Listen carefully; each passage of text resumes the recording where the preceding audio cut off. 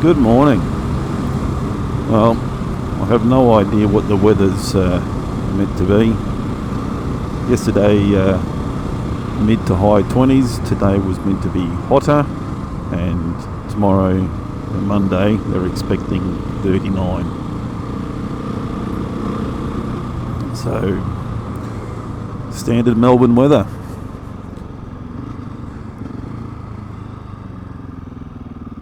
So I'm out on the 701, going to do my standard coffee run to try and get this suspension dialed in.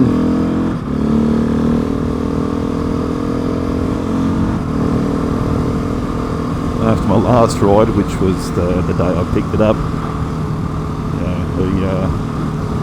mucked around with the clickers while I was out riding, but on returning home I set everything back to standard, whatever standard is, because the suspension on this has been rebuilt, so it's running the closed cartridge Explore Pro 6500s, and the rear has been redone as well, and all the springs have been changed.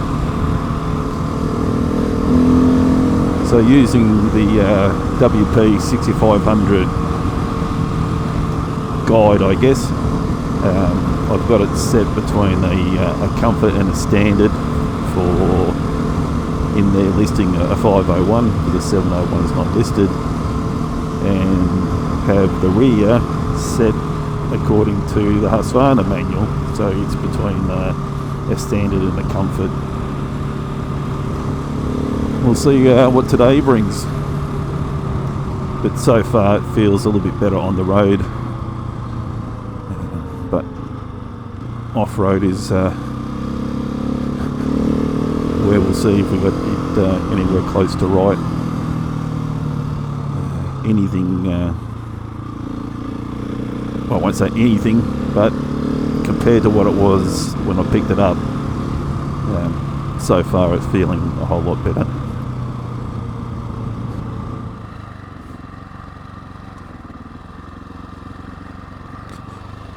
I'm on Blue Gum O'Brien Link.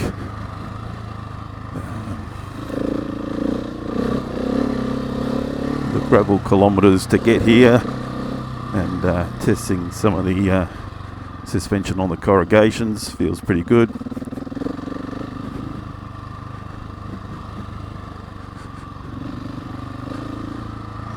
As I mentioned in my first vlog about this, it's such a different beast.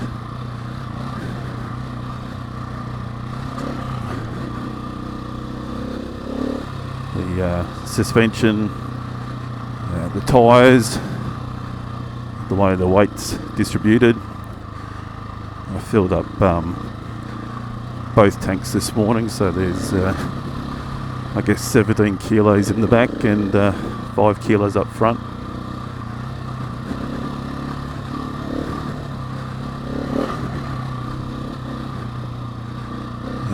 It's just, then there's the power.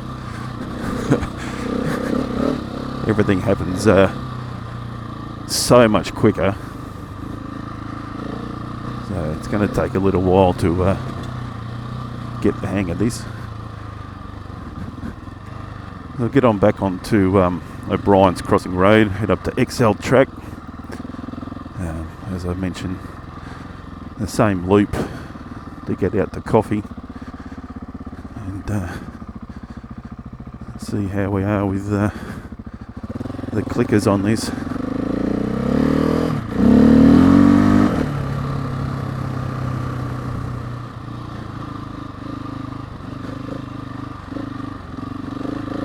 Last week I was finding it difficult to stay in these wheel marks.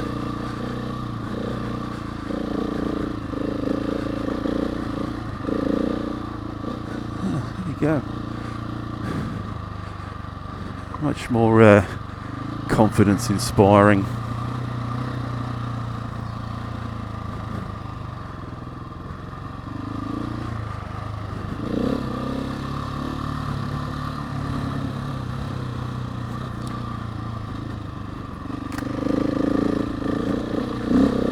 Another thing about riding this is, I know on the DOZ I could just blip the throttle and not worry about flipping it. These things, as I said, it's a bit of a beast. The throttle, there's no snatchiness. The ECU has been flashed.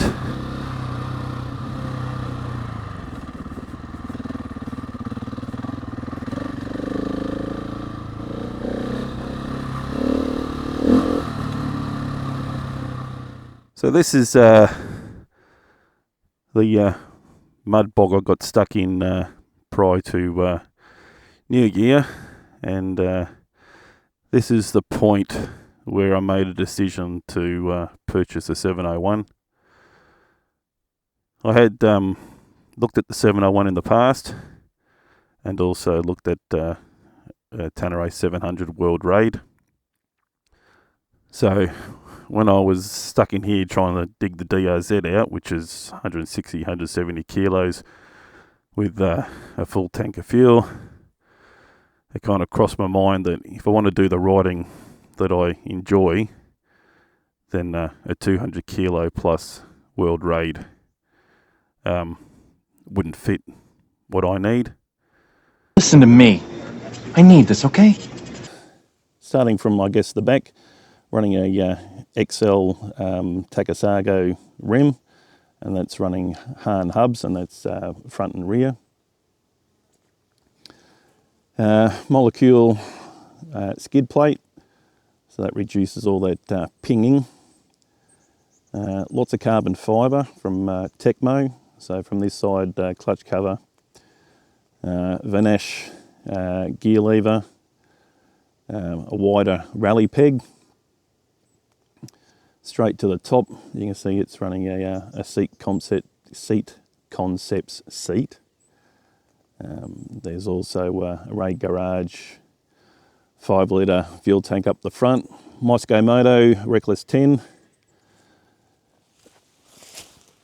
I mentioned about the suspension. Suspension front and rear has been redone, rebuilt. So it's running the Explore Pro 6500 cartridges. Front and rear been resprung as well. Rear suspension, that's been revalved and whatever they need to do on the rear. I'm not sure what spring rates it's running. So from the opposite side, you can see more carbon fibre from Tecmo. Even some real small tricky stuff. When you look at the wheel weights, they're all handmade. The heel plates, I replaced those last week with some Krieger ones, so I can attach the straps to the Moscow Moto gear. Probably what stands out from this side is the Tecmo titanium header pipe, which then hooks up to the wing's titanium muffler. I've left the baffle insert in there because it sounds good and not too loud. Starting top side, per run luggage plate, Vanash rear fuel cap, Seat Concepts seat, mentioned Ray Garage 5 litre auxiliary tank. As you can see, got the WP Explore Pro 6500 adjustment preload compression, Trailtech Voyager, fold away unbreakable mirrors, quad lock. Way down in there, you may be able to see is a switch for heated grips. It's running probably almost 35mm riser. Still trying to work out whether I like that. From the front, it's running a Puig screen, different headlight, not sure where that's from. You can see running the Cycra style bark busters and handguards. I think I may have mentioned on the day that I picked it up that this is a fairly well built and thought out light adventure build. Still considering whether I'm going to put on some crash protection.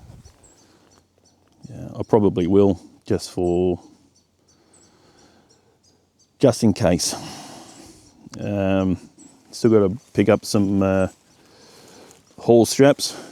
I realised I needed those the day that I had to try and get the DRZ out of the mud. I did mention on the way down here that the ECU's been mapped, so that in itself has given it a little bit more usability in the as a lightweight adventure build. Gearing, I'm pretty sure, I had a quick look yesterday, the rear sprockets are 44, so I'm assuming that the fronts are 15. So I have to say, at the moment, I'm pretty impressed. It's a bit of a beast. Certainly a big learning curve. Even just coming up Pottery Track, trying to work out how much throttle to give it, because that front comes off the ground real quick. So there we are.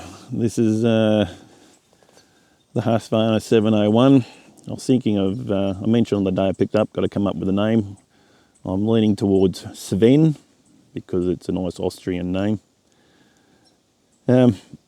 Anyway, let's take a break and keep riding somewhere.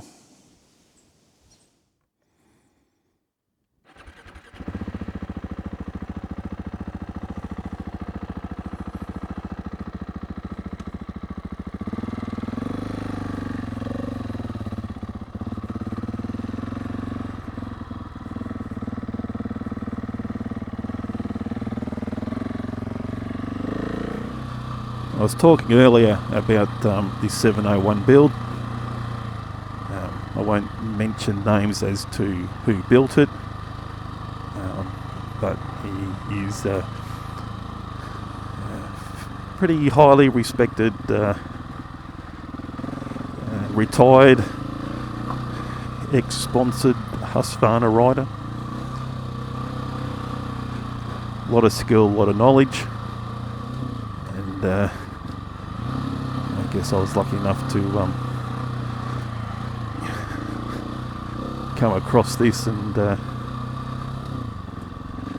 pick up a bike that has had a lot of knowledge put into it. It certainly exceeds my skill and ability, but having something that's been professionally built, it's I don't know, like all the things that I probably would have done to it at some point would have been probably similar, but you know, the reasons I would have done it may have been different.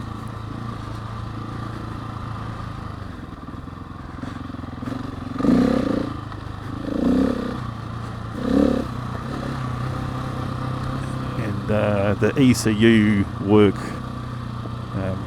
it was mentioned that it was there was a lot of research put into flashing this ECU, and they're the things that I couldn't have done, or if I did, becomes, I guess, cost prohibitive, becomes costly. Suspension wise, I probably just would have had a tuner, just maybe upgrade the springs. Probably wouldn't have thought about the Explore 6500. For me, it was not sure it was a costly purchase where others have paid for it. I don't know, but with the work that's been done to it and everything that's on it, I know what the final cost is. And that's what made it, for me, a worthwhile purchase.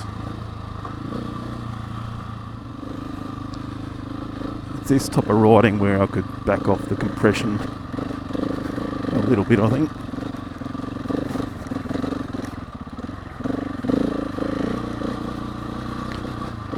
Just smooth it out.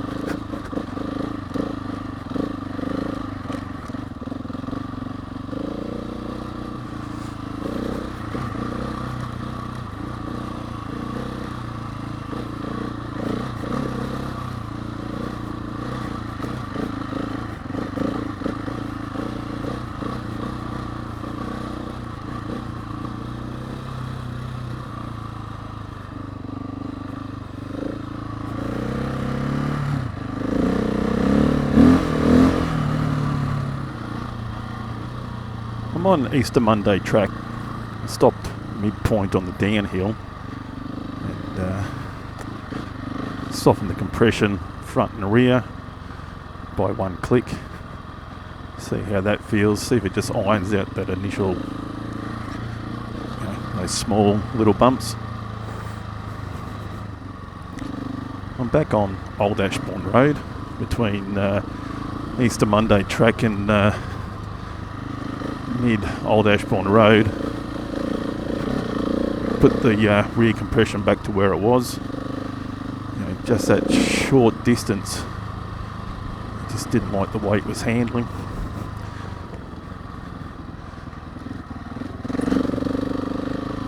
It kind of took out those initial jars. If there was a half click, it might be right, but it seems these clickers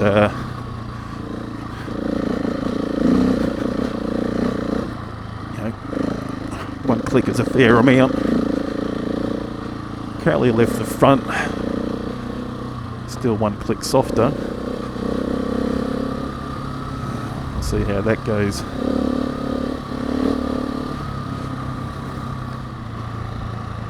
So I was talking as I was coming up Nolan Creek Road about gearing and suspension and throttle response. It wasn't until I got back onto the road that I realised I'd just done Nolan Creek Road in mode 1, which is different throttle response, different traction control and ABS. Bit of a learning curve to remember to switch over to off-road mode when you're doing off-road. When I did my walk around, I mentioned that I'm running a Trailtech Voyager, and this has a bazillion different screens. Some of the sensors aren't hooked up, but one thing it does have is maps from Ashbourne Road through to here. That slight change in suspension, softening the compression up in the front. Could be just me, but it felt like it slowed the steering a bit, which I'll leave it where it is at this point. Maybe just a matter of adapting. But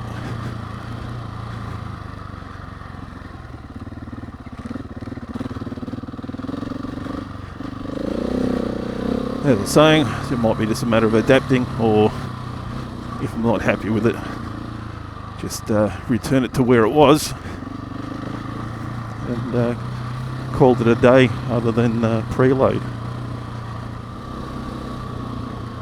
So while I'm riding, I'm thinking about what modifications that are left for this. I did mention some crash protection, some haul straps. Right now, contemplating some stag pegs. Have them on the DOZ, and for some of the rides up the high country, it's I like them.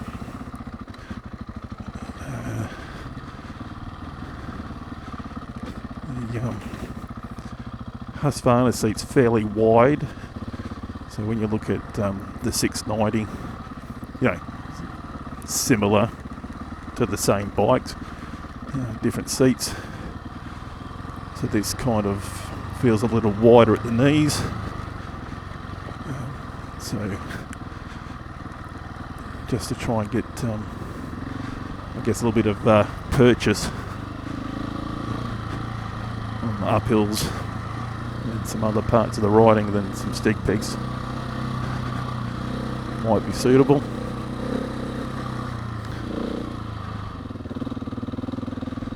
You may have seen in one of my last vlogs or shorts, the rollover was just at the top of this hill. Be interesting to know. Oh, 4 drive's coming down. Right where that 4 drive is where the car was rolled over. So it'd be interesting to know how it happened. Geez, this is getting loose. Which may be why it happened. So this is O'Brien's Crossing Road, heading home. I think I've got the suspension where it suits me. Again, you've got to look at that whole race sag thing, but get around to that. At this point, it seems to do all the things it's meant to do. It doesn't seem to oversteer or understeer. On the corrugations, there's no real chatter. It seems to manage those.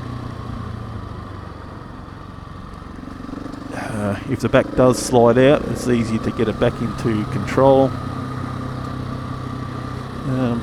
Feels comfortable enough. So it's within a bee's dick of being right, I think.